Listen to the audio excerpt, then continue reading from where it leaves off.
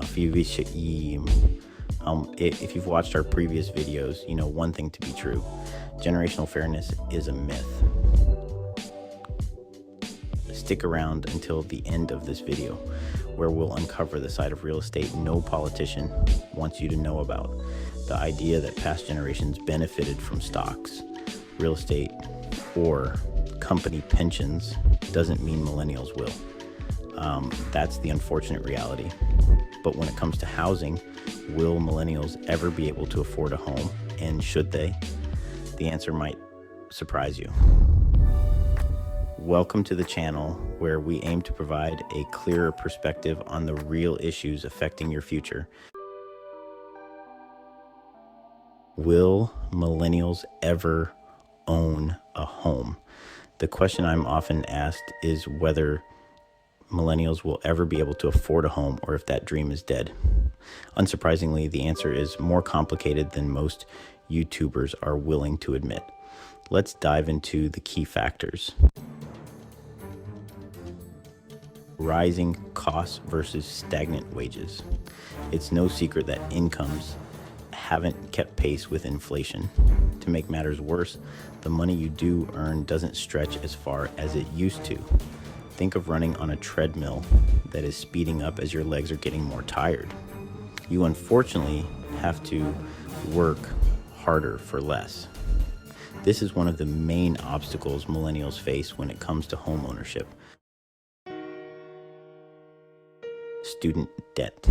Adding insult to injury, millennials carry unprecedented levels of student debt. This financial burden makes saving for a down payment or qualifying for a mortgage even less likely.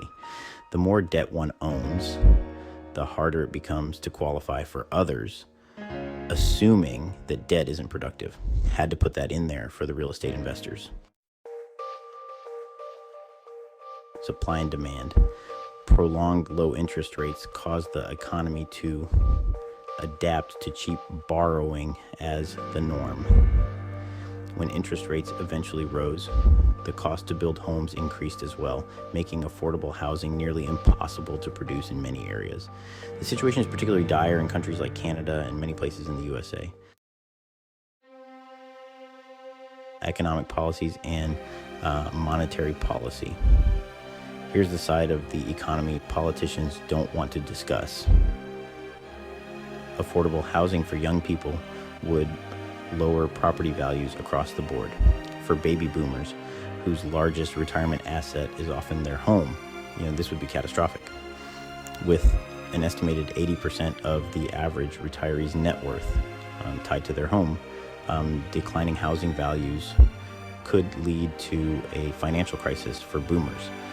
Governments, in turn, would likely step in, ultimately passing the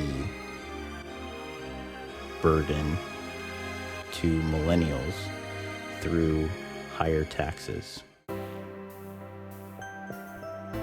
Is it all bad news? I don't want to be bleak or too negative. I want this channel to give you something new to think about, or even a new perspective on something you already know. So let's look at this. From over the coming years, an estimated $68 trillion in wealth will transfer from older generations to younger ones. The Federal Reserve's survey on consumer finance suggests that roughly 20% of millennials will inherit property. While this isn't a large percentage, it's significant enough to potentially create better wealth distribution than currently exists. A rebalancing of sorts. This is an unexpected step in the right direction. One often overlooked aspect of real estate is the ongoing cost of maintenance. For nearly 2 decades in Canada and many places in the USA, rising property values overshadowed these expenses. Over the long term, however, costs like roof replacements, heating systems, and taxes add up, making home ownership more expensive than most realize. As renters, these costs fall on landlords, not you.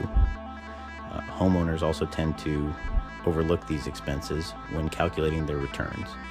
For example, if you put $100,000 down on a house and later sell it for $150,000, you might think you've made a 50% profit. But after factoring in taxes, utilities, and maintenance, the real return is often much lower. But homeowners like to ignore this. What can millennials do? Well, like every generation, focus on what you can control.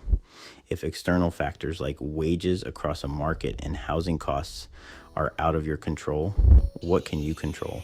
Invest in yourself. Not the way you typically hear, like buying some fake guru get rich quick course, but by pursuing specialized skills or career paths with higher earnings. Look at careers not often discussed, but with higher pay and in demand.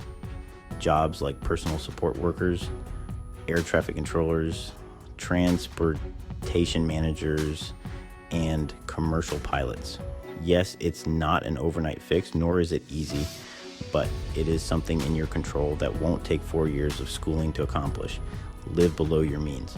Spending less than you make is always a first step. This might mean a reworking of your current situation. This might involve sharing housing with roommates or finding creative ways to cut expenses. While it's harder than it was for previous generations, it's not impossible to get ahead. It's just hard work ahead. Embrace it. If you spend the next few years reworking your life, will real estate become unaffordable over that time? The future of real estate. Predicting real estate prices is generally easier than most realize. 1, incomes, wages haven't kept up with inflation. 2, interest rates. Rates are likely to remain higher than they've been over the past 20 years. 3, credit.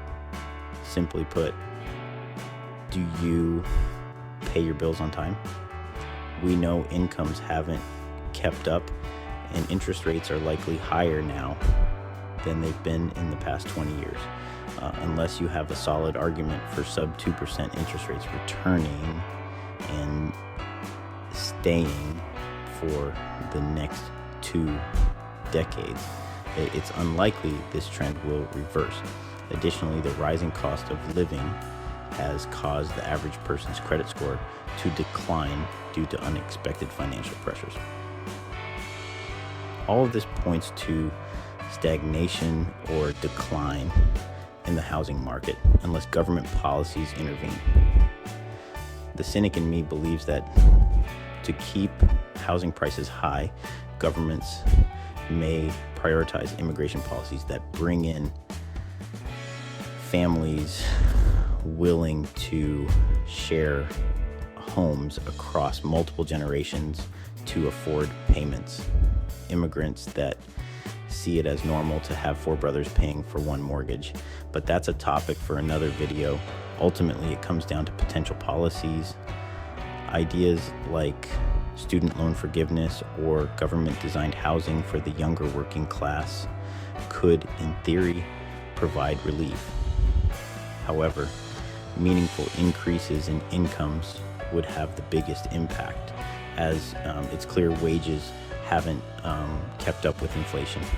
Unfortunately, since we haven't seen large-scale implementation of these solutions, their likelihood remains low.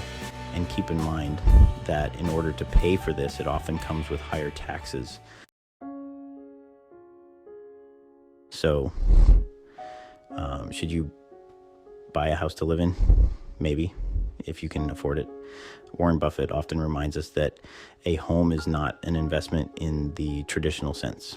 While owning a house can offer stability and personal satisfaction, it comes with hidden costs, maintenance, taxes, and utilities that eat into its value. If you're buying a home, do it for the lifestyle benefits, not because you think it's the best way to grow your wealth. So the future for millennials is tough. No way to put it. Just know I'm right there with you. I'll end with a quote from Thomas Sowell. There are no solutions, only trade-offs. Until next time, signing off.